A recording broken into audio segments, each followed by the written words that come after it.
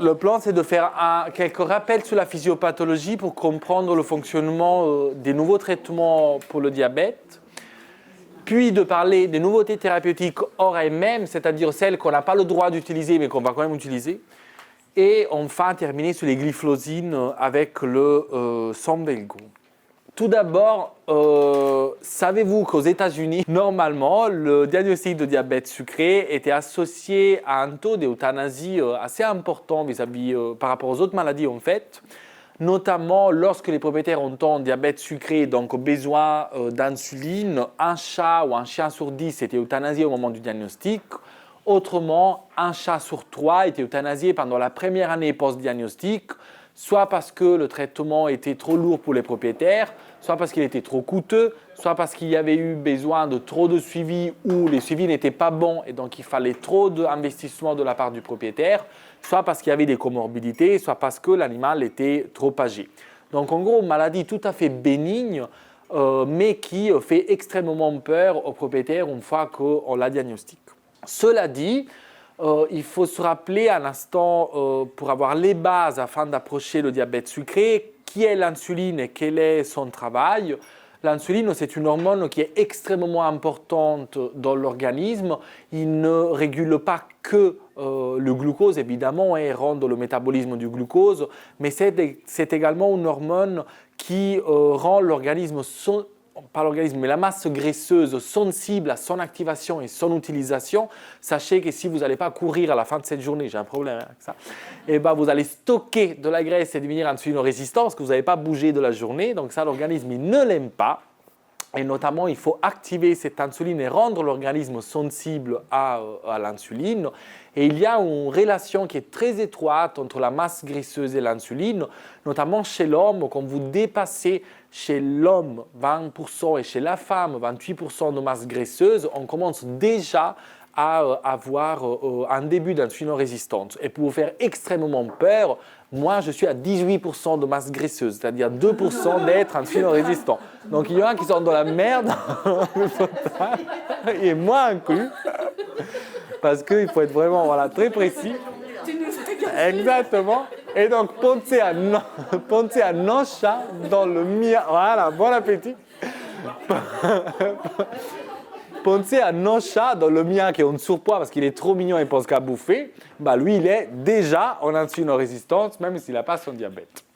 Enfin, cela dit, schématiquement, comment ça marche? Ça marche que si j'ai peu de sucre dans mon sang, je vais stimuler le pancréas et notamment les cellules alpha qui, eux, vont stimuler la glucogénèse au niveau du foie, donc la production de glucose, la libération des stocks de glucose. Et donc, ça va rétablir des niveaux de glycémie qui sont normaux.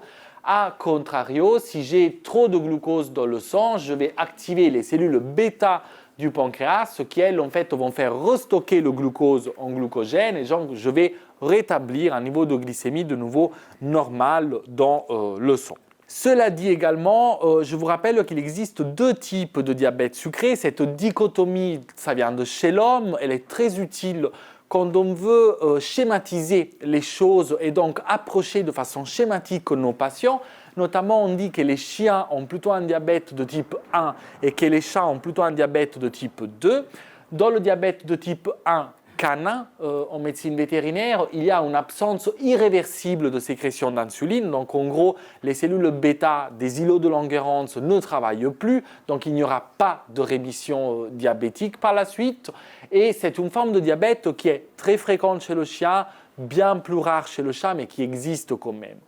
Autrement, dans le diabète de type 2, vous avez un vrai diabète insulino-résistant chez l'homme, c'est-à-dire c'est des profils de personnes qui ont masse graisseuse intra-abdominale, c'est la graisse la plus dangereuse de notre organisme, qui est importante et qui donc développe une insulinorésistance, ce qui signifie que le pancréas, lui, au début, il est capable de produire de l'insuline, sauf que cette insuline ne peut pas rentrer dans les muscles et dans les cellules, et ne peut pas faire rentrer le glucose dans les muscles et dans les cellules, puisque à cause de X raisons dans la masse graisseuse en trop, il y a cette résistance à l'entrée, à l'action de l'insuline au niveau périphérique. 50 à 80% des chats ont un diabète de type 2. Mais vous comprenez tout de suite que les restants 20 à 50% de chats n'ont pas un diabète de type 2. Donc nous, on ne peut pas prescrire un traitement pour le diabète de type 2 chez tous les chats du monde. Il faudra bien cibler nos patients, c'est-à-dire cibler les chats qui ont plutôt, de façon plus probable, un diabète de type 2 plutôt qu'un diabète de type 1. Et ça, on verra après. Donc, qu'est-ce que c'est cette insulinorésistance? En gros, là, vous avez très schématiquement une cellule en orange, l'insuline en rouge et le glucose en bleu. Chez un animal sain, il faut très peu d'insuline pour faire entrer beaucoup de glucose dans une cellule. Et ça, c'est la physiologie. Chez un animal avec insulinorésistance, il faut beaucoup d'insuline pour faire rentrer du glucose dans les cellules, parce que la cellule est devenue résistante à l'insuline. Donc on essaye, en augmentant la quantité d'insuline, vous augmentez les chances de faire rentrer ce glucose dans les cellules. Et quelles sont les causes d'insulinorésistance qui ont été décrites et entre guillemets prouvées, si je peux me permettre d'utiliser ce mot, en médecine vétérinaire? Sont le surpoids, la génétique, les médicaments, notamment la cortisone, des maladies hormonales telles que l'acromégalie et le Cushing, et enfin, on croit, mais ça c'est pas du tout prouvé, également que l'inflammation chronique, donc certaines maladies chroniques inflammatoires, peuvent également être à l'origine d'une insulinorésistance. Or, quand on parle du surpoids, on sait que chez le chat, à la fois la masse graisseuse intra-abdominale et extra-abdominale, donc sous-cutanée, joue un rôle dans l'insulinorésistance. Et on sait également qu'on perd 30% de sensibilité à l'insuline pour chaque kilogramme de poids qu'on a gagné chez l'animal. Donc si on compte qu'un chat devrait peser 4 kg, et ben à partir de 6 kg, il a déjà 60% de moins de sensibilité à l'insuline. Donc vous comprenez que le surpoids, c'est vraiment un problème chez le chat en termes d'insulinorésistance. Et pas que pour l'insulinorésistance, il va évidemment altérer tout ce qui est la cascade hormonale, au lien avec l'insuline. On a dit que l'insuline a un lien très étroit avec la graisse en termes de lipolyse également et d'utilisation de la graisse comme source d'énergie, mais également elle contrôle l'appétit. Donc en gros, si j'ai une insulinorésistance, mon insuline ne va pas non plus marcher très bien au niveau des récepteurs de l'appétit, donc je vais avoir faim tout le temps. Et la polyphagie qu'on retrouve notamment dans le diabète, et donc un cercle vicieux qui se met en place. Cela, ça a été démontré par différentes études, dont certaines qui sont plus anciennes, certaines qui sont plus, des derniers temps, des dernières années, et c'est quelque chose de certain. Donc c'est un message à faire passer, à partager encore mieux avec les propriétaires pour leur expliquer l'importance de la perte de poids chez un animal sain, voire l'importance de la prise en charge de poids dans tout type de maladie, que ce soit en trop, comme c'est le cas de le risque de diabète, ou en moins, quand il nous faut perdre de poids parce que la maladie nous a fait perdre trop de poids. Si on passe à la génétique, il y a des races qui ont été évoquées comme étant prédisposées au diabète sucré. Et en premier, c'est le Burmese, c'est vraiment le chat. C'est un peu comme le bouvier bernois qui rentre dans votre salle et vous dites c'est un sarcome histiocytaire. S'il a un Burmese, vous allez dire il a un diabète sucré. Ça, c'est exactement un peu la même chose. Par contre, c'est également des chats qui peuvent rentrer en rémission. Et ce n'est pas parce que génétiquement ils ont un diabète sucré qu'ils ne peuvent pas faire de rémission par la suite. Les médicaments, c'est principalement, voire surtout la prednisolone. Sachez qu'il y a un lien dans certaines études entre la dose administrée de prednisolone et la fréquence, la durée d'administration de la prednisolone, notamment dans celui-là. Des fortes doses, au moins pendant 3 semaines, augmentaient le risque de diabète sucré, mais pas que. Il y a d'autres études qui ont montré que le simple fait de donner de la cortisone peut donner un diabète sucré. Et dans mon expérience personnelle, nombre de chats qui sont venus en référé en diabète sucré mal contrôlé avaient vu leur diabète sucré se développer 1 à 2 semaines après une injection de déméthyle. Donc à chaque fois que vous faites une injection d'un corticoïde de longue action chez un chat ou que vous prescrivez de la cortisone chez un chat, il faudrait que sur votre ordonnance soit noté les risques de développement d'un diabète sucré ont été discutés ce jour avec le propriétaire parce qu'il existe un risque de diabète sucré chez tous ces animaux. Il vaut mieux le discuter avant avec les gens pour qu'ils choisissent si finalement faire ou pas un traitement avec cortisone plutôt qu'être attaqué parfois en justice, c'est parce que c'est arrivé par des propriétaires, parce que vous ne les avez pas mis au courant du fait que la cortisone pouvait engendrer un diabète sucré. Si on prend en considération tous ces facteurs de risque, on va avoir donc cette insulinorésistance. Qu'est-ce qui se passe par la suite? D'un côté, l'insulinorésistance vers la droite va vous donner une hyperglycémie. Évidemment, il faut plus d'insuline pour que le glucose rentre dans les cellules, donc le glucose va petit à petit s'accumuler dans le sang. Et de l'autre côté, cette insulinorésistance va fatiguer les cellules bêta du pancréas, donc elle va les mettre au repos. Et pourquoi elle va les fatiguer? Parce que ce besoin d'avoir de plus d'insuline pour faire rentrer le glucose dans les cellules, l'insuline elle est donnée par ces cellules bêta. Donc ce qui se passe, c'est qu'elles se mettent au travail, et se fatiguent. Bon, en se mettant au travail, elles font deux choses. Certes, elles produisent plus d'insuline, donc de façon assez illogique dans notre tête, il faut accepter le fait qu'au début de l'insulinorésistance, on a plus d'insuline que la normale, mais accessoirement, en plus de produire l'insuline, il faut également produire une autre substance, qui est la substance amyloïde. Cette substance amyloïde, elle ne sert à rien en fait, mais ce qu'elle va faire, c'est qu'elle va se déposer dans le pancréas et dans les cellules bêta elles-mêmes, et c'est elle en fait qui après va provoquer une vraie déficience en insuline, et qui, cellules bêta qui sont mises au repos peuvent finalement devenir des cellules bêta qui ne marchent plus du tout, et du coup on passe d'un diabète sucré de type 2 insulino-résistant à un diabète sucré de type 1 qui est insuline dépendant. Vous avez compris le cercle vicieux. Et donc, si j'ai une insulinorésistance qui me provoque une hyperglycémie, cette hyperglycémie, au fur et à mesure du temps, va me donner la fameuse glucotoxicité, c'est-à-dire j'ai trop de glucose et je n'ai pas finalement tant d'insuline pour pouvoir faire rentrer tout ce glucose dans les cellules. Mes cellules bêta sont déjà fatiguées parce qu'il a fallu produire beaucoup plus d'insuline, et en plus, elles sont intoxiquées par la glucotoxicité. Donc encore un autre élément dans notre cercle vicieux qui fait que si j'ai de la chance, j'ai mis au repos des îlots de Langerhans, donc une déficience transitoire en insuline qui pourra avoir une rémission si j'arrive à enlever cette glucotoxicité et l'insulinorésistance. Autrement, si je n'ai pas de chance ou ça a duré trop longtemps, je vais avoir une déficience en insuline vraie et définitive par apoptose des îlots de Langerhans, là où il y a les cellules bêta, parce que je suis arrivé trop tard ou c'était trop de sucre.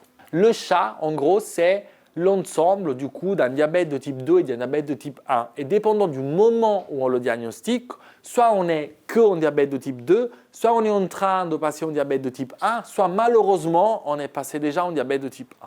Qu'est-ce que c'est la glucotoxicité? C'est un terme qui décrit la destruction et le dysfonctionnement des cellules bêta causées par une exposition chronique au glucose à des taux supraphysiologiques, donc toxiques, et qui affecte à la fois la fonction du pancréas, endocrine évidemment, et la survie des cellules bêta pancréatiques, et qui va donc avoir des conséquences réversibles quand j'affecte la fonction, ou irréversibles quand j'affecte la survie de ces cellules bêta. Cela, ça a été étudié, et c'est, je pense, les plus belles études qu'on a eues dans les années en médecine vétérinaire, notamment dans la première, et la deuxième c'est un peu la même chose, mais en gros 22 chats sains qui avaient été perfusés avec du glucose et des lipides, en gros les avaient mis en hyperglycémie, en hyperlipémie, et finalement les chats en hyperglycémie uniquement, c'était ceux qui avaient vu baisser le taux de sécrétion d'insuline 2 jours après, avec une diminution notable de la sensibilité à l'insuline au niveau tissulaire et perte de plus de 50% des cellules bêta. C'était ici l'image par rapport au contrôle qui avait reçu que de la perfusion intraveineuse. Donc on a prouvé en fait histologiquement et expérimentalement que cette glucotoxicité existe et les conséquences qu'elle va avoir au niveau du pancréas, tout en sachant que de la deuxième étude, une fois qu'on a arrêté d'intoxiquer ces pauvres chats, il y a eu une restauration de la fonction pancréatique en 3 semaines. Donc avec ces études, on a compris que la glucotoxicité est toxique, le glucose supraphysiologique est toxique, mais que si on arrive en fait à lever, à arrêter cette glucotoxicité, on arrive également à restaurer une fonctionnalité du pancréas s'il n'y avait eu qu'une mise au repos de ces cellules et non pas une destruction ou une apoptose définitive. Glucotoxicité, en général, c'est une glycémie qui est supérieure à 2 grammes par litre de façon persistante. Et ce glucose, il ne va pas être toxique que pour le pancréas, évidemment. Il va être toxique également pour les neurones et notamment pour les nerfs, raison pour laquelle vous avez des polyneuropathies périphériques chez le chat, les plantigradies que vous voyez fréquemment. Donc, pour le pancréas, également pour d'autres, pour l'organisme, on va dire, en général. Cela dit, rappelons-nous que la prévalence du diabète reste de 0,4 à 0,7% aujourd'hui, avec des pics d'incidence chez les chats plutôt âgés. C'est pour ça qu'on en parle aujourd'hui, c'est une maladie du chat senior. Les mâles semblent plutôt plus fréquemment touchés que les femelles, surtout des animaux stérilisés, mais alors là, biais quand même du fait que la plupart des chats sont stérilisés dans le monde entier et que l'inactivité, comme chez l'homme, est un facteur de risque pour le développement du diabète sucré. Je pense que tout le monde le voit. Si vous avez une clientèle avec des animaux qui sortent et des animaux qui ne sortent pas, il y a beaucoup plus de diabétiques parmi la clientèle d'animaux qui vivent en appartement, les Parisiens notamment, que ceux qui vivent à la campagne. Rappel clinique, je ne vous apprends rien. Les signes cliniques principaux, c'est un PUPD associé à une polyphagie et à une perte de poids. Cette perte de poids, elle est à la fois graisseuse et musculaire. Des signes qui sont un peu plus rares chez le chat par rapport au chien, c'est la léthargie. Et des signes qui sont uniquement du chat sont les polyneuropathies, incluant la plantigradie dans 10% des cas. Rappelez-vous que le diabète ne fait pas vomir, le diabète ne donne pas de diarrhée. Vous aurez des troubles digestifs en cas de diabète uniquement si vous avez une acidocétose. Donc, on n'allait pas me chercher un diabète si l'animal a des vomissements une fois par semaine, qui ne perd pas de poids et ne boit pas beaucoup, évidemment. Et rappelez-vous que c'est une maladie chronique. Donc, il faut quand même une certaine évolution de ces signes cliniques. La sévérité clinique est souvent en lien avec la durée d'évolution de la maladie et rappelez toujours, vous, de demander au propriétaire s'il y a eu une administration, chez les chats, je vous parle évidemment, de corticoïdes les jours ou semaines précédant le diagnostic. Que ça soit fait par vous, ou par un confrère ou par le propriétaire lui-même, ça c'est un élément intéressant déjà parce qu'il y a une forte chance que le chat rentre en rémission si le diabète est iatrogénique, selon les études, et de l'autre côté parce que c'est un élément de plus qui va conforter votre suspicion clinique. Cause d'insulinorésistance hors les causes de... C'est-à-dire, tout à l'heure, je vous ai donné les causes d'insulinorésistance qui vont provoquer un diabète. Après, on a des causes d'insulinorésistance qui vont vous emmerder dans le contrôle du diabète. C'est-à-dire une fois que vous avez mis le traitement en place. Et donc là, on retrouve les causes de développement d'un diabète sucré, l'obésité par exemple, on retrouve l'acromégalie, l'hypercorticisme, mais ici, les médicaments évidemment, de nouveau la prednisolone, mais ici vous avez également des maladies ou des affections qui vont vous embêter dans le contrôle et le suivi de votre diabète, qui sont notamment les foyers infectieux, dans la plupart du temps des foyers dans la bouche, c'est des gingivostomatites et parodontites importantes, donc à la fois infectieuses et inflammatoires. Les maladies pancréatiques, donc les pancréatopathies chroniques, les cholangiohépatopathies, les chats adorent faire des cholangites. L'hyperlipémie, c'est également un facteur d'insulinorésistance et de mauvais contrôle du diabète. L'hyperthyroïdie, c'est une maladie qui d'un côté vous empêche de bien contrôler le diabète et de l'autre vous rend difficile l'interprétation de la fructosamine parce qu'elle a tendance à vous faire baisser faussement la fructosamine. Ou encore les anticorps anti-insuline qui sont quand même plus rares. Sachez que, comme on l'a vu pour l'hyperthyroïdie ce matin, plus de la moitié des chats diabétiques présentent également d'autres maladies. Et ça, pourquoi je vous le dis? Parce que c'est important, quand vous diagnostiquez un diabète sucré, si les propriétaires peuvent, d'avoir de nouveau un minimum database, c'est-à-dire, dans l'idéal, votre chat et chien également est diabétique, vous lui avez fait une prise de sang avec NFS, biochimie, ionogramme, vous lui avez fait une analyse urinaire, comme ça vous avez eu le diagnostic de diabète. Mais idéalement le même jour, il faudrait faire une échographie abdominale complète, des radiographies thoraciques et mesurer une pression artérielle. C'est comme ça que vous allez vraiment avoir les idées claires. Et ça, comment vous l'expliquez aux propriétaires? Vous leur dites, sachant que la moitié des chats diabétiques ont une autre maladie, surtout si vous décidez de vous mettre dans un traitement à base d'insuline, pour que ça soit facile pour tout le monde, le propriétaire, le chat et vous-même vétérinaire, il vaut mieux savoir si ce chat a déjà une boulette dans le thorax qui fait carcinome, ou s'il a déjà des signes échographiques de cholangiopathie, ou s'il a une hypertension artérielle qui vous fait penser qu'il a un hyperaldostéronisme ou une néphropathie chronique sous-jacente. En gros, vous êtes en train de prendre en charge un animal senior en fait. Vous l'expliquez au propriétaire. Après, il y en a qui vous diront oui, il y en a qui vous diront non, il y en aura qui choisiront en fait certains examens plutôt que d'autres. Enfin, vous allez explorer une insulinorésistance pendant un traitement pour le diabète sucré uniquement quand il vous faut des doses d'insuline importantes. On parle d'une unité à 1,5 unité par kilo le matin et le soir. C'est là qu'on commence à évoquer une insulinorésistance. Donc, le diagnostic, il est clinique. On a dit des signes cliniques chroniques associés à la mise en évidence d'une hyperglycémie, une glucosurie et une hyperfructosaminämie. S'il vous plaît, chez le chat, dosez la fructosamine. La quantité également de chats que j'ai eu en référé pour diabète sucré mal contrôlé, mais qui n'étaient rien d'autre que des hyperglycémies de stress, et donc pas des diabètes, et qui faisaient donc des hypoglycémies avec des effets somogiques qui ont pu durer vraiment longtemps, et elle est non négligeable. Chez le chien, selon le ELIVE, c'est l'association internationale d'endocrinologues vétérinaires qui a défini certains termes en diabétologie canine et féline. Le diagnostic de diabète sucré chez le chien est basé sur les signes cliniques plus l'hyperglycémie plus la glycosurie. Ça suffit chez le chien à mettre en place un traitement avec de l'insuline. Chez le chat, le diagnostic c'est signes cliniques, hyperglycémie, glycosurie et augmentation de la fructosamine, tout en se rappelant les limites de la dosage de la fructosamine sur les automates en clinique.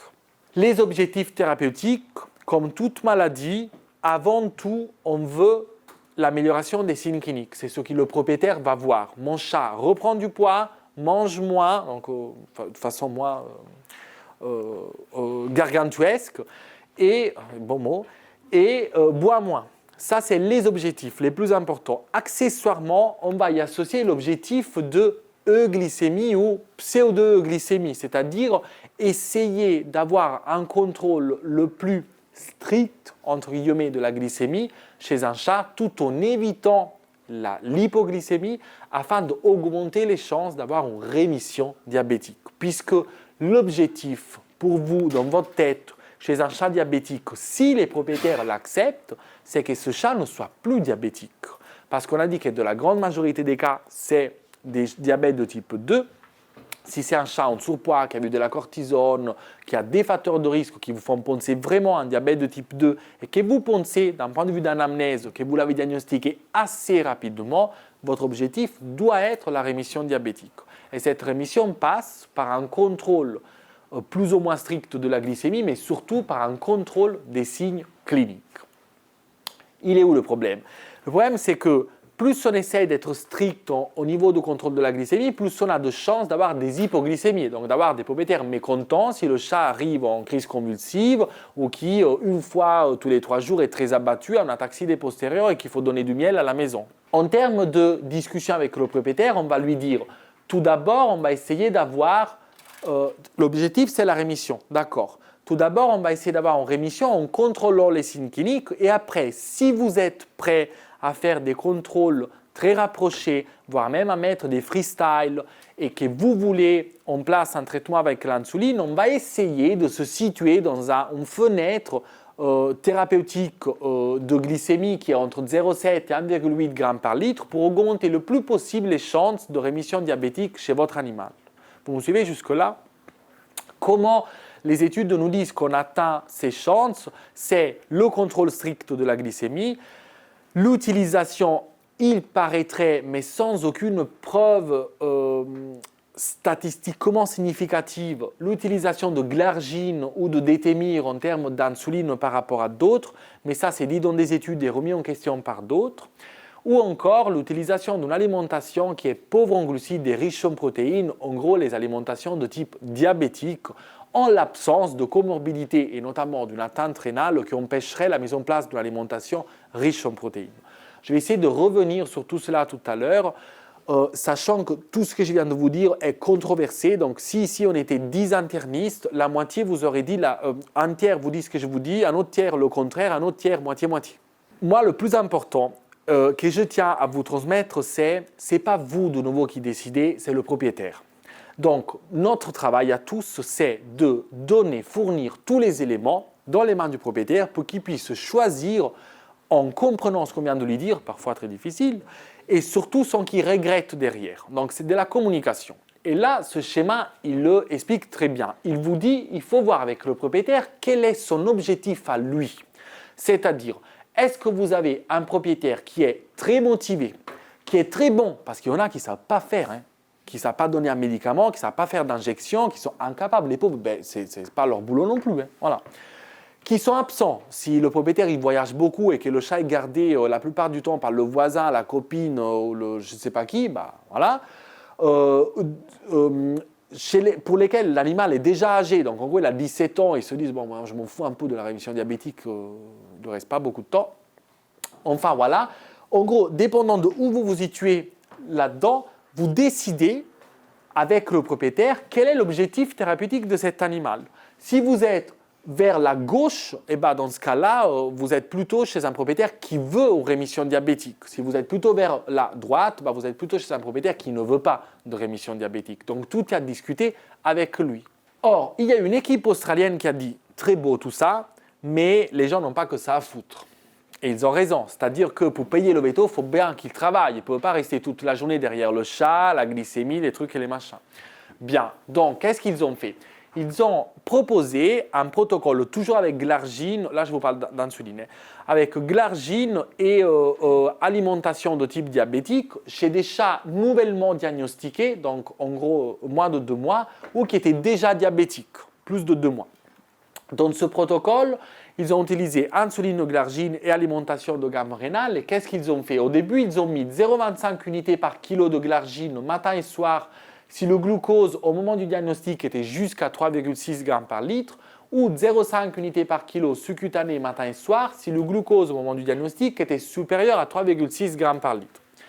Ensuite, l'alimentation pauvre en glucides, et après, ils ont proposé des changements de dose de glargine selon la glycémie pré-injection faite à la maison. C'est-à-dire, ils disaient au propriétaire, le matin à 8 h et le soir à 20 h, vous prenez une glycémie à l'oreille de votre chat.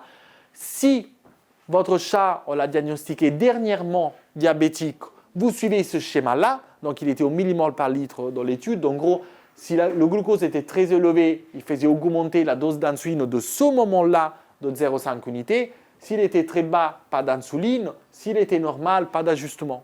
Vous me suivez ? Il faisait des changements un peu plus bas si le chat avait été diagnostiqué diabétique depuis plus de 2 mois.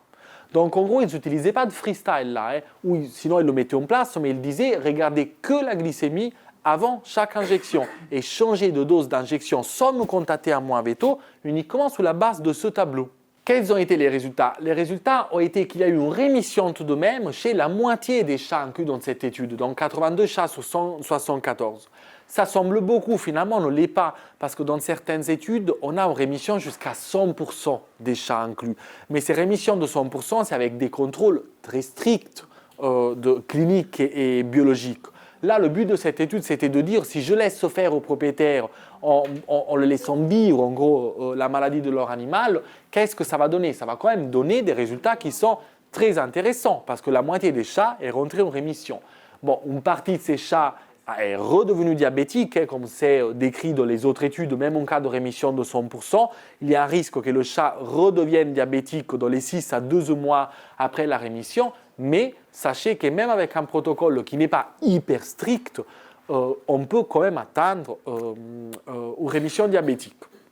Quels étaient les facteurs pronostiques positifs, c'est-à-dire quels éléments étaient en faveur du rémission ? C'était l'âge plus jeune au moment du diagnostic, la race, le burmese, comme je vous disais, même si c'est génétique, il peut quand même rentrer en rémission. Et enfin, s'ils avaient une administration récente de corticoïdes, et bien là, il y avait une forte chance de rentrer en rémission. Cette rémission, pour certains auteurs, il y a au moins 5 études qui l'ont dit, est liée non pas à l'insuline, non pas au contrôle glycémique, mais à l'alimentation. C'est-à-dire qu'il y a plusieurs études qui ont dit que le fait de donner une alimentation pauvre en glucides et riche en protéines augmente fortement les chances de faire entrer l'animal en rémission. Et après, il y a eu d'autres études, par exemple celle que je viens de vous montrer, qui date de décembre 2024, donc elle est très récente, qui disent « mais chez nous, l'alimentation n'a pas été un facteur de pronostic positif et n'a pas augmenté les chances de diabète, de rémission diabétique ». Et dans notre étude, c'est pareil. En dehors des 5 qui le disaient, il y en a d'autres qui disaient « mais chez nous, on a étudié l'alimentation et finalement, ce n'était pas vraiment intéressant ».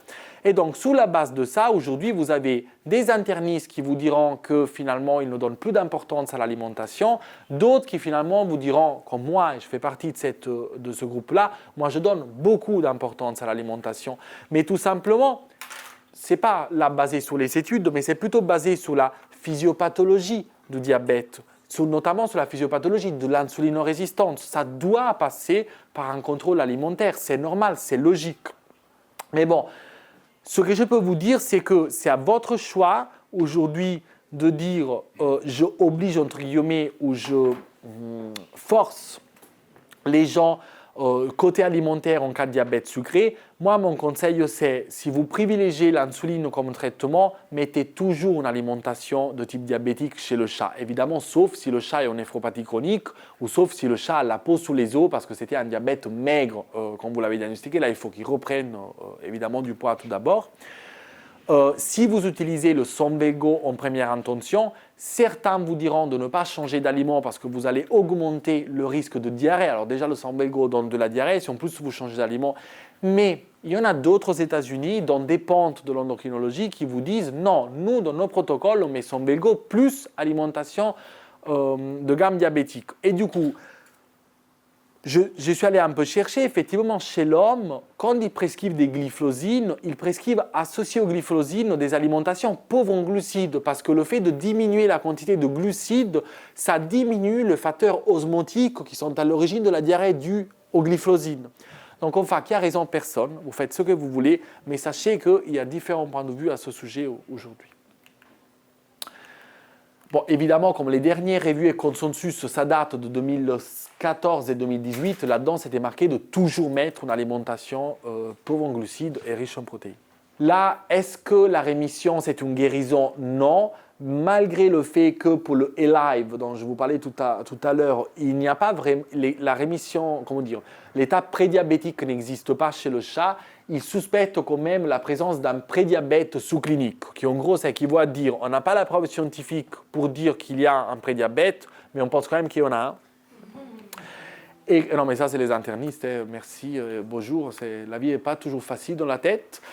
Et il y a des récidives, comme je vous disais, chez environ 30% des chats dans les 6 à 12 mois suivant une rémission. Donc ça, il faut quand même le dire aux gens. Et l'objectif thérapeutique, ça peut être une rémission, mais sachez que ça peut revenir à n'importe quel moment. Alors, nouveautés thérapeutiques ORMM, c'est-à-dire les nouvelles insulines. Juste pour faire une petite panoramique. Il y a les insulines vétérinaires à ma droite. C'est en gros les insulines dosées à 40 unités par millilitre. C'est donc le Prozac et le Canansulin.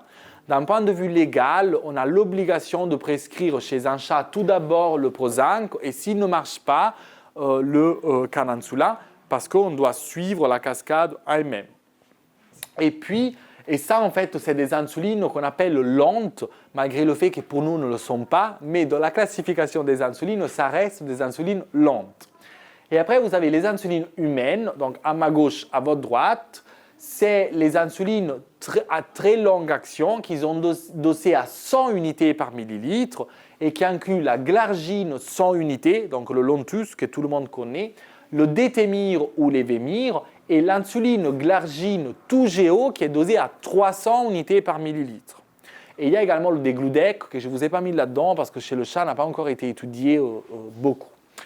Qu'est-ce qu'il faut déjà retenir? Que les seringues vétérinaires, on ne peut pas les utiliser avec les insulines humaines et que les insulines humaines, on ne peut pas les utiliser avec, les seringues humaines avec les insulines vétérinaires.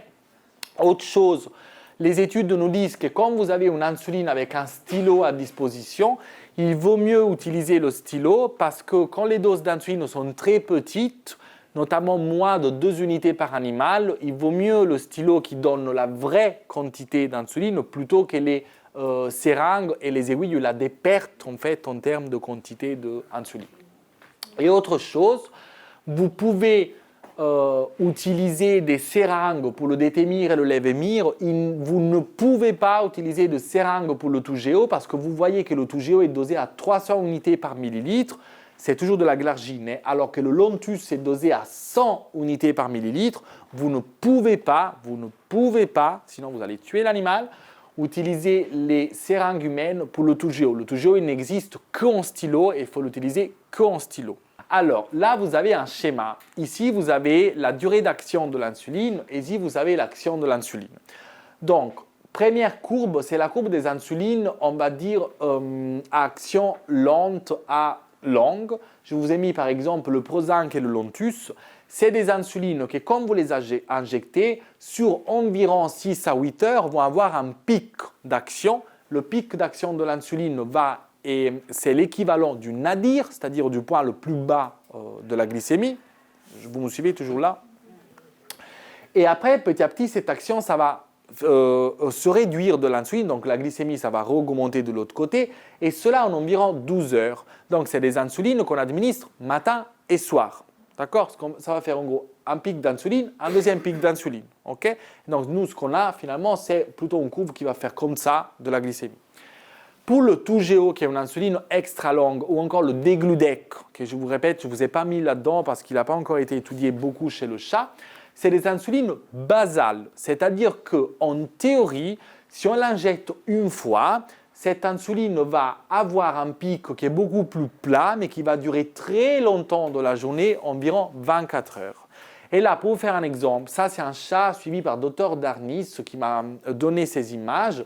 Le chat avait été diagnostiqué diabétique avec une glycémie très élevée. Avec une injection de TOUGEO, vous voyez que la glycémie se situait à la limite supérieure de l'intervalle de référence avec une courbe plate. C'est les courbes qu'on veut de ces nouvelles insulines à très longue action et très dosées, qui sont le TOUGEO et le Degludec. Et donc, normalement, c'est des insulines qu'on administre une fois par jour, ce qui rend la compliance également plus facile. Mais sachez que dans certaines études et chez certains chats, même ces insulines, il faut les administrer 2 fois par jour. Mais le risque d'hypoglycémie est plus faible avec ces insulines puisque la variabilité glycémique sous la même journée et sous différents jours est plus faible par rapport aux autres insulines. Donc là, on étude sur le TOUGEO, 13 chats diabétiques qui étaient précédemment traités. On a prescrit 0,5 unités par kilo matin et soir. Vous voyez, d'emblée, ils ont fait bide. Et une alimentation pauvre en glucides. Ils les ont suivis sur 8 semaines avec une courbe de glycémie une fois par semaine plus un questionnaire au propriétaire. Au bout des 8 semaines, il y a eu une amélioration, voire une résolution des signes cliniques chez 90% des chats. Il y a eu une fructosamine moyenne qui est passée de 640 à 366, donc un bon contrôle biologique du diabète. 4 chats sont rentrés en rémission. 4 chats sur 9, c'est finalement plus ou moins 50 à 60%, ce qu'on retrouve en médiane dans les différentes études. Et il n'y a eu que 12% d'hypoglycémie, mais non clinique, c'est-à-dire qu'ils se sont rendus compte avec les courbes de glycémie, mais le chat était très bien. Donc vous voyez que c'est prometteur comme insuline. Et moi j'ai commencé à l'utiliser avec des collègues. Pareil, étude sur TOUGEO.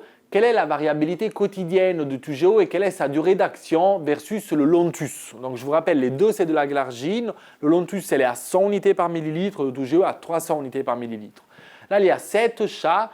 Donc en cas de TOUGEO, on avait des courbes plus plates. Ça on l'a vu, c'est l'objectif, c'est ce qu'on veut. On avait moins de variations glycémiques interjour et intrajour, donc moins de risque d'hypoglycémie. Pas de différence par contre en termes de durée d'action. C'est-à-dire que chez des chats c'est-à-dire que là, on pouvait se permettre de le faire à une fois par jour. Sauf que je vous disais que certains chats, on peut faire le TOUGEO avec une injection par jour et non pas en 2 fois par jour. Et la durée d'action est tout de même moins longue par rapport à celle qui est rapportée chez l'homme. Et c'est la raison pour laquelle certaines font le TOUGEO matin et soir, comme dans l'étude précédente, et que chez certains chats, on est quand même obligé de faire 2 fois par jour. Donc, si vous décidez de vous mettre au TOUGEO, 0,5 unités par kilo, vous pouvez dire aux gens, commencez à 1 fois par jour, mais ce n'est pas sûr que votre chat ait besoin d'1 fois par jour. Peut-être qu'il a besoin de 2 fois par jour, malgré le fait que c'est du TOUGEO. Le détémir, c'est une insuline qui est très similaire à la glargine, mais qui est plus, donc glargine, excusez-moi, Lontus. Donc, elle ne vous donnera pas de courbes basales comme le Toujeo ou comme le Degludec. Ça donnera plutôt des courbes avec des pics en 2 temps.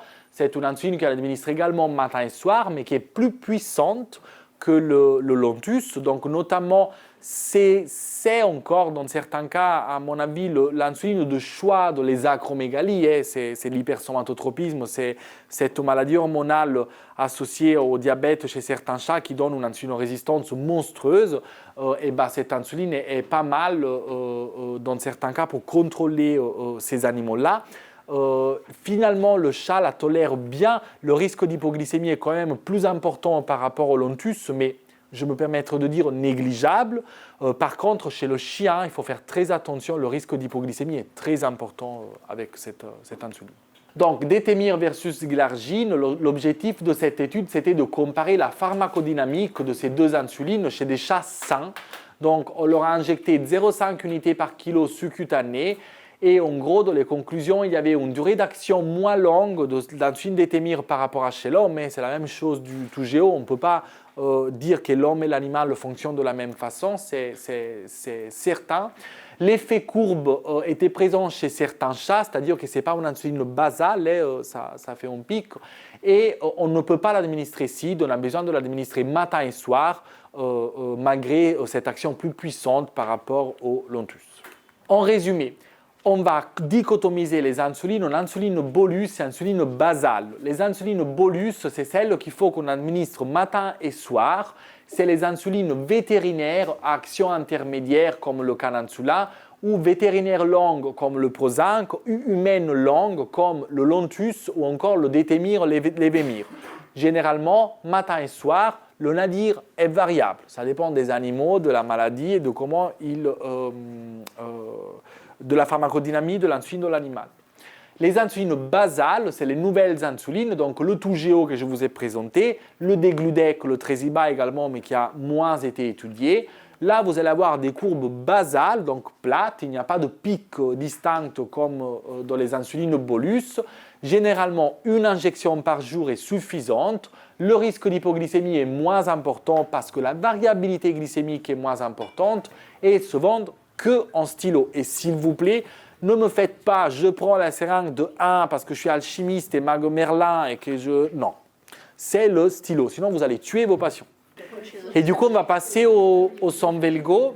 Alors, les glyphosines, c'est des médicaments qui vont marcher sur les SGLT1 et 2, mais principalement les deux.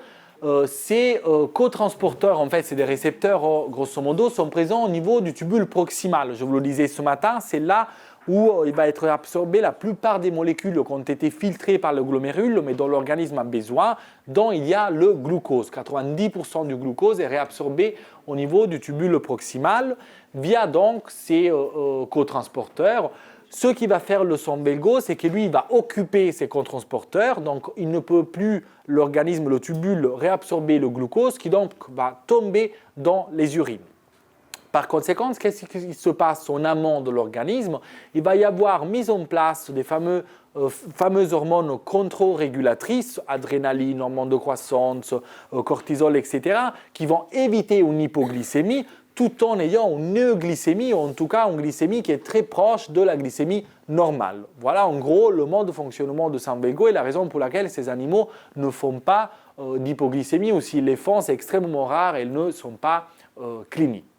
Bien, le but c'est en gros d'avoir une euglycémie de l'organisme et donc d'enlever cette glucotoxicité qui allait intoxiquer le pancréas, qui a qui a mis en repos les cellules de Langerhans et qui peut potentiellement les détruire et donc en gros repasser à un état de euglycémie et éventuellement, parce que ça pourrait être toujours le but, avoir une rémission du diabète. Parce qu'aujourd'hui, nous, on n'en sait rien, mais si ce médicament arrive à donner un état de euglycémie, à enlever la glucotoxicité, il se peut qu'il y ait une chance d'avoir une rémission diabétique. Mais pour l'instant, on n'a pas d'études à ce sujet. Il y a eu pas mal d'études, quelques études qui sont sorties depuis l'année dernière. Tout d'abord, les études elles sont sorties concernant la bexaglyphosine, qui est la même chose que la velaglifosine et qui, je le redis à bas bruit, devrait être mise sur le marché français cette année. Donc la bexaglyphosine ou Bexacat, c'est l'onco qui l'a mis sur le marché aux États-Unis il y a déjà 2 ans. Donc vous comprenez, 3 maintenant, vous comprenez que moi, quand ils me disent que le Sonbego, c'est la révolution 2024, je lui fais ça parce que la bexaglyphosine existe déjà depuis 2022 et ça n'a pas révolutionné grand-chose, mais ce n'est pas grave. Cette bexaglyphosine, elle a été étudiée chez 84 chats diabétiques nouvellement diagnostiqués qui n'avaient pas de comorbidité. Et il y a eu un groupe Bexa, un groupe Canansula. Et en gros, cette étude il nous a dit qu'il n'y a pas, c'est-à-dire la Bexa n'est pas inférieure à l'insuline. Elle donne une réponse souhaitée clinique et biologique dans 84% des cas. Par contre, il y a un nombre de chats qui ne va pas répondre à la bexaglyphosine, donc il ne va pas y avoir de résolution clinique et ou biologique. Et sachez également qu'effectivement, on va avoir des réponses en termes de glucose sous la journée qui sont spectaculaires et en termes également de fructosamidémie très rapidement au bout de quelques jours qui sont spectaculaires. Mais sachez également qu'il y a des effets secondaires possibles, notamment digestifs avant tout, avec la diarrhée qui arrive en premier. Et parmi ces effets secondaires, un diabète acidocétosique euglycémique décrit chez un nombre très limité de chats, mais tout de même décrit. Donc attention à ce médicament parce que si on n'a pas le bon candidat, c'est-à-dire le chat diabète sucré de type 2, il est possible qu'on augmente le risque de DAC parce qu'il y a une insulinopénie, ou encore, même si c'est un diabète de type 2, si on a eu mise au repos des îlots de Langerhans et que ce chat ne produit pas d'insuline, à un moment donné, il va faire un DAC et on verra après pourquoi il faut un DAC. Donc, qu'est-ce qu'on va retenir de cette première étude? C'est qu'effectivement, il y a eu une révolution en 2022 avec ces glyphosines parce que des chats qu'on allait euthanasier avant parce que les gens ne voulaient pas faire d'injection, avec l'arrivée de cette molécule aux États-Unis, a permis de ne plus euthanasier ces chats parce que les gens disaient au moins je vais essayer avec un traitement par voie orale. Et essayer, ce n'est pas le bon mot parce que 84% de chats qui répondent et qui répondent si bien et de façon si spectaculaire, c'est très important, c'est très beau. Donc effectivement, révolution à ce moment-là. Et après, il y a eu la velaglifosine mise sur le marché par Boehringer, qui a été étudié initialement dans cette étude de 76 chats diabétiques. Ils ont constitué un groupe Vela et de nouveau un groupe Canansula. Les critères d'inclusion, c'était être diabétique, grosso modo. Les critères d'exclusion, par contre, étaient très stricts, c'est-à-dire d'accord des diabétiques, mais pas avec des comorbidités. Et ça, pourquoi? C'est normal, c'est uniquement parce que vous allez étudier la non-infériorité d'un médicament. Vous ne voulez pas que votre étude et vos résultats soient pollués par des comorbidités, des choses autres. Donc, d'un côté, c'est très bien d'avoir des études qui sont si strictes, mais de l'autre côté, ils ne vont pas forcément refléter la réalité de tous les jours de chez nous, parce qu'on a vu tout à l'heure que jusqu'à la moitié d'un chat diabétique présente également d'autres comorbidités. Donc, là-dedans, on a écarté les hyperthyroïdiens, on a écarté de la mesure du possible les acromégales, on a écarté les néphropathes avancés, jusqu'à stade Iris 2, on peut utiliser ce médicament, on a écarté ceux qui avaient un pet de travers en gros et qui n'étaient pas des chats diabétiques sains, comme les appelle chez Boehringer. Et donc, les résultats ont été une réponse souhaitée dans 47% des cas, donc Vela est non inférieur au Canansula, des effets indésidérables, oui, dans certains chats, dont la diarrhée était l'effet secondaire le plus important, et de nouveau, ce DAC euglycémique chez 4 chats, et qui a été mis en évidence pendant la première semaine de traitement chez 3 de ces 4 chats. Également des hypoglycémies non cliniques mises en évidence, 13%, c'est très faible, et dans tous les cas non cliniques, c'est ce que je vous disais avant, et de nouveau à retenir des réponses spectaculaires avec un retour à l'euglycémie qui est très rapide et qui est maintenu dans le temps avec le traitement. Et après, autre chat, le Sensation Study, qui a été réalisé sur 252 chats diabétiques, 214 directement traités avec Vela et 38 qui d'abord étaient traités avec insuline mais qui étaient mal contrôlés et donc qui ont été passés à du Vela. Là, de nouveau, les critères d'inclusion étaient grosso modo d'être diabétique, en exclusion de nouveau des critères très stricts d'inclusion est pareil, les mêmes que l'étude précédente. Et là, ce qu'il faut retenir de ce schéma, c'est qu'il y a eu des effets secondaires potentiellement en lien avec la glyphosine, mais quand même fortement suspectés d'être en lien, qui était une réponse clinique qui n'était pas bonne chez 19 chats, donc 7%, ce n'est pas énorme, ça revient un peu aux données des autres études, sous la Bexa et sous la Vela, mais surtout cétonurie et ou diabète acidocétosique, cétonurie chez 14 chats, diabète acidocétosique chez 18 chats. Je vous rappelle que la présence d'une cétonurie n'est pas synonyme d'un diabète acidocétosique. Tout de même, si vous avez une cétonurie chez un chat sous Vela, j'arrêterai le Vela, même en l'absence de confirmation d'un diabète acidocétosique. Donc, de nouveau, des réponses très bonnes, voire même spectaculaires, parce qu'on n'est pas habitué à voir ce type de réponse dans les études sur le diabète avant l'arrivée de ces molécules. Et en termes d'effets indésirables, on l'a vu, cétonurie et ou DAC. Et ce qui a apporté en plus cette étude, c'était que le risque de DAC était plus élevé chez les chats qui avaient déjà été traités avec insuline par rapport aux naïfs, aux diabétiques naïfs, et également que possiblement il y avait des facteurs de risque en plus de pré-traitement avec insuline pour le DAC, qui était une perte de poids pendant le traitement avec Vela, qui pouvait signer une insulinopénie présente, voire même l'hyperlipémie comme facteur de risque.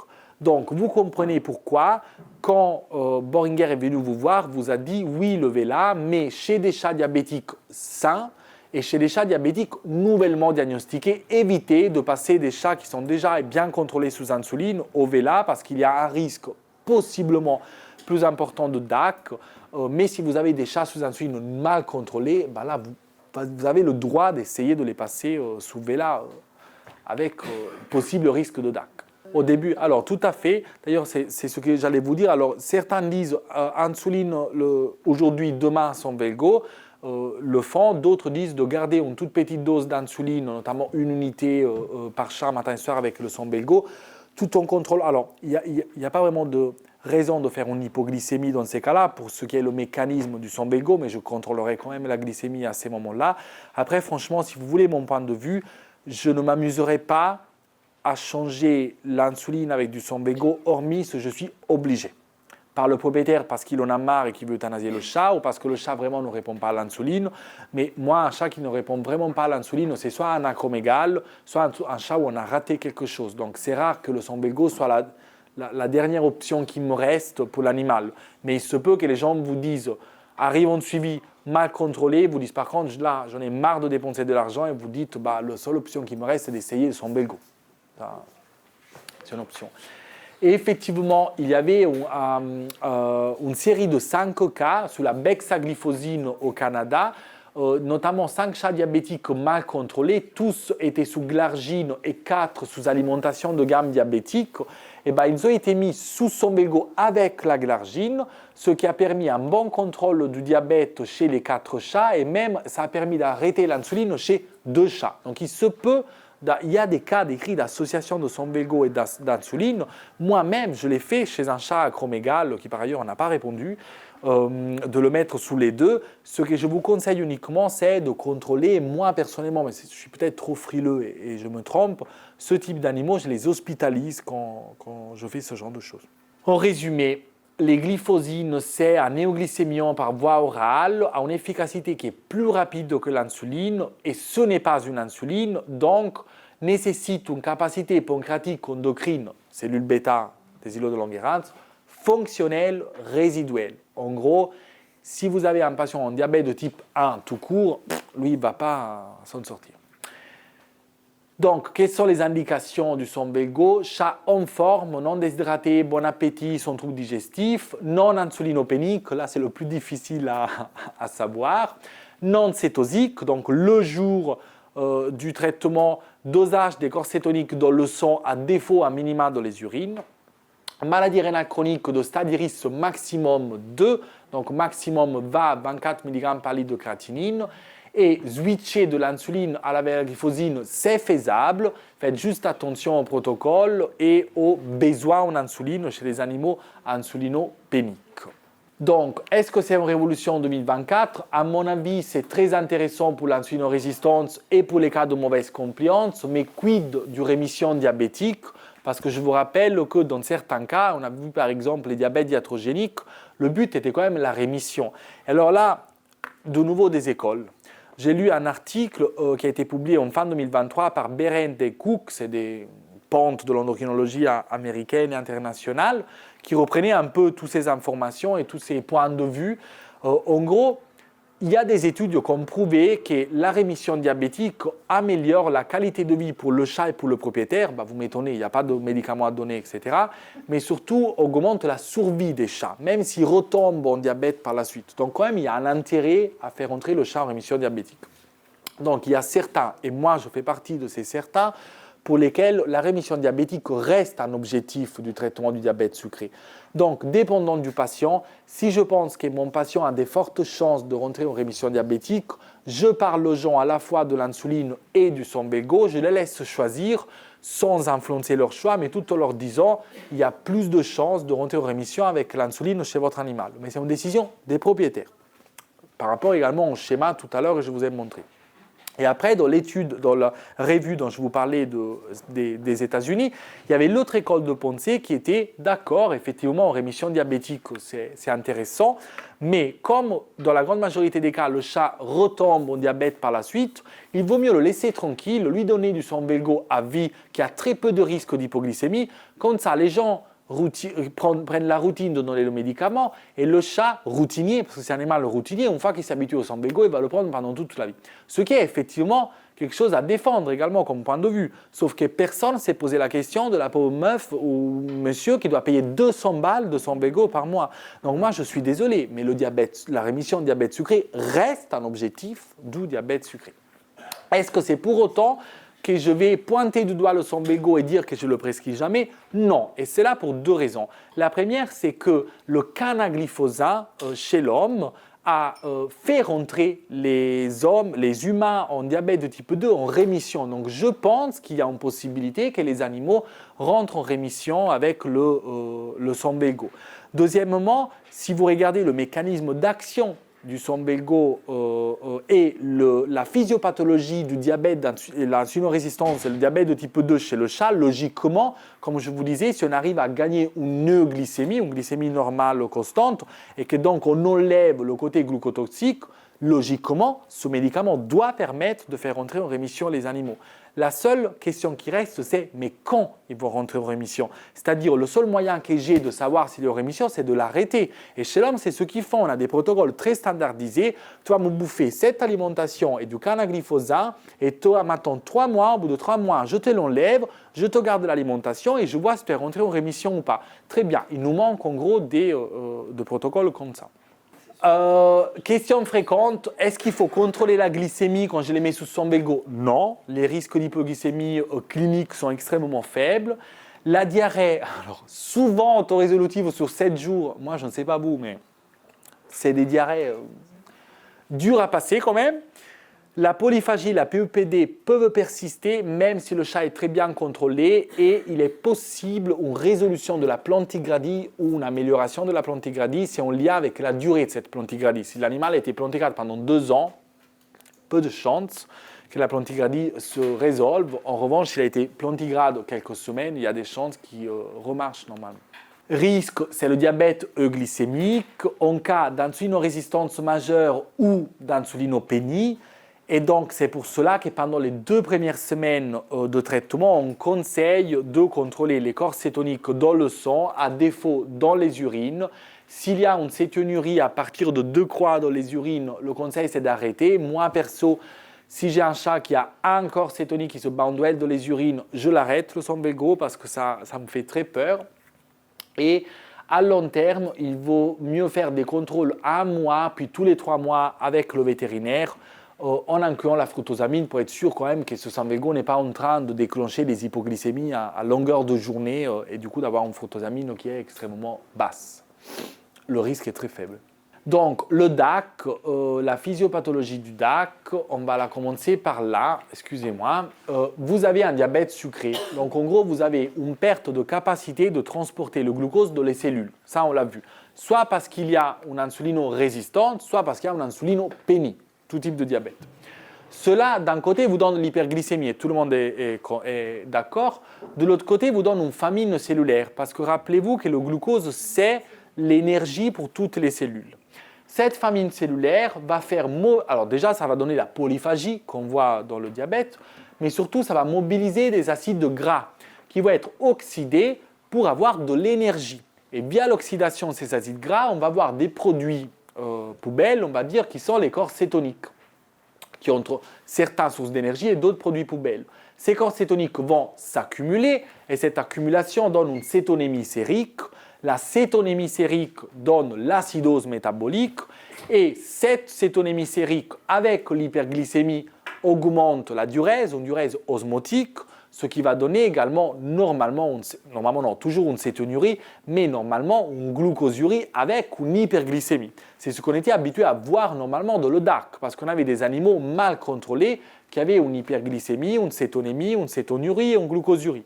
Avec le Sombego, ça change parce qu'on n'a plus d'hyperglycémie, parce que le Sombego nous annule l'hyperglycémie. Donc il faut se rappeler que je peux avoir un DAC uniquement avec une glucosurie, une cétonémie et une cétonurie. D'où le fait de se rappeler de surveiller les corps cétoniques malgré l'absence d'hyperglycémie.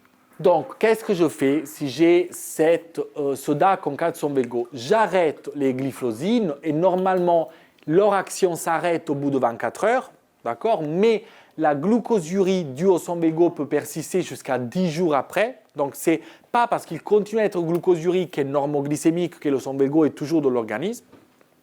Il faut réhydrater évidemment, immédiatement mettre en place une insulinothérapie et suivre la glycémie de très près avec le suivi également des corps cétoniques. Plus de l'eau spécifique, pas à pas. La première étape de la prise en charge, c'est toute prise en charge en urgence d'un animal. Oxygéner, réchauffer l'animal, lui faire du butorphanol s'il est en tachypnée ou il est trop stressé à cause de sa maladie et en dyspnée, et poser un cathéter intraveineux. Ça, c'est vrai pour n'importe quelle maladie et quelle prise en charge d'urgence. Ensuite, vous allez réanimer votre animal. C'est souvent des animaux qui sont très déshydratés. Donc, un bolus intraveineux de ringerlatate. Et à côté, vous allez le perfuser également avec du ringerlatate en intraveineux en maintien. Vous lui posez une sonde nasogastrique parce que vous prévoyez qu'il ne va pas manger le lendemain. Et vous posez un haltère glycémique en freestyle, en gros, pour faciliter le suivi de la glycémie.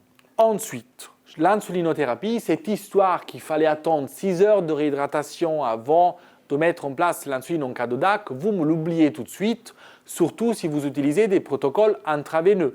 L'histoire de réhydrater, elle est vraie si vous utilisez des protocoles d'insulinothérapie pour les DAC subcutanés ou intramusculaires. Parce qu'effectivement, si votre chat est sec comme, je ne sais pas quoi, une feuille en automne, eh bien, évidemment, l'insuline que vous mettez sous la peau avant d'être absorbée, merci. Alors, il faut le réhydrater. Mais si vous utilisez des protocoles intraveineux, vous pouvez tout de suite faire l'insuline sans attendre 6 heures de réhydratation. Au contraire, si vous attendez, vous diminuez les chances de survie de cet animal.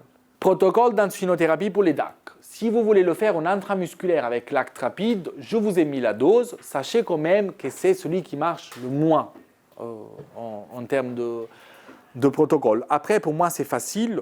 Moi, j'ai envie très facile. Parce que j'ai le résident, j'ai les assistants, j'ai les internes. En gros, je ne fous rien. Donc, il y a toujours quelqu'un qui peut faire des glycémies ou des injections intraveineuses, contrôler la perte des animaux. Mais je suis conscient que quand on travaille vraiment et que vous êtes exactement, et que vous êtes les vrais vétos, ben, ce n'est pas toujours facile d'avoir les cas avec 40 perfs, 3000 cathéters et le suivi. Donc, sachez qu'il y a ces protocoles intramusculaires. Mais si vous voyez que votre animal ne répond pas et que ça se dégrade, deux possibilités. Soit vous dormez en clinique à côté de l'animal, soit vous le référez dans un centre qui fait des urgences et vous dites bah, « j'ai fait de mon mieux ». Pareil, il y a un protocole avec glargine intramusculaire et subcutanée. Lui, il marche, mais il ne marche pas aussi bien comme les protocoles en intraveineux. Et par contre, pour ces deux protocoles, acte rapide et glargine, il faut réhydrater avant, comme je vous disais. Sinon, l'insuline ne va pas être absorbée. Et enfin, vous avez le protocole indiqué, qui est celui avec série d'actrapide intraveineuse, à laquelle vous ajoutez une unité d'insuline glargine Lontus pour rendre plus rapide en fait, la sortie de DAC. Et en gros, dans ces protocoles-là, vous ajustez le débit de série en fonction de la glycémie qui est mesurée toutes les heures. Donc c'est là un peu qui est embêtant. Avec les freestyles, c'est un peu plus facile parce que ça suffit de passer. Donc c'est même l'ASV, si vous en avez, qui peut faire ça. Mais attention aux freestyle, ils ont tendance à mal estimer les hypoglycémies. Donc, et surtout, ils ont du mal à vous donner les bonnes valeurs en termes de variation rapide de glycémie. C'est des tendances de variation, le freestyle, mais ce n'est pas la variation entre il y a 20 minutes et maintenant. Ça, ce n'est pas très fiable. Donc, attention. Petit tips, il faut rincer la tubulure avant de faire passer la solution avec rapide. Autrement, l'insuline elle va se coller à la tubulure. Donc, en gros, vous la rincez avec du sérum physiologique avant de l'attacher à la perf avec rapide. Et il faut la couvrir avec du V-Trap parce que rapide est sensible à la lumière. Et dans le futur, comment on va traiter le diabète? On ne va pas utiliser le Sonbelgo, peut-être, j'en sais rien. On va sûrement l'utiliser dans le futur. Quand il a été publié ce papier dans 2023, vous voyez les choses comment avancent. Il parlait de Toujeo et des Gludec dans le futur. Le futur, c'est aujourd'hui, parce qu'aujourd'hui, vous le prescrivez, le Toujeo. Et dans le futur, on attend avec impatience ces insulines ultra longue action. C'était des insulines qu'on administre une fois par semaine ou une fois tous les 2 semaines, qui étaient intéressantes dans une étude chez le chien, un peu moins intéressantes dans une étude chez le chat, mais qui pour l'instant ne sont pas vraiment à l'ordre du jour en termes d'études. On espère vraiment que ça revienne. Et après, on a également les incrétins ou incrétines, je ne sais pas comment on dit en français. C'est des substances qui sont utilisées chez l'homme, surtout similaires au glucagon-like peptide 1, normalement produits par l'intestin et qui rentrent dans la régulation de la glycémie. Vous savez, cette histoire de donner des fibres aux animaux diabétiques, et notamment le chien, ça vient de là. C'est-à-dire que l'idée, c'était avec les fibres, d'un côté évidemment de rendre plus content le microbiote et de l'autre côté d'augmenter la production endogène de GLP-1. Malheureusement, les études ne sont pas arrivées à trancher si les fibres sont vraiment utiles ou pas chez le chien diabétique. Mais en gros, dans le futur, l'idée c'est d'avoir des traitements multimodaux pour le diabète ou à base uniquement de ces substances-là et de s'affranchir un peu de tout ce qui est old désormais, qui sont l'insuline en fait.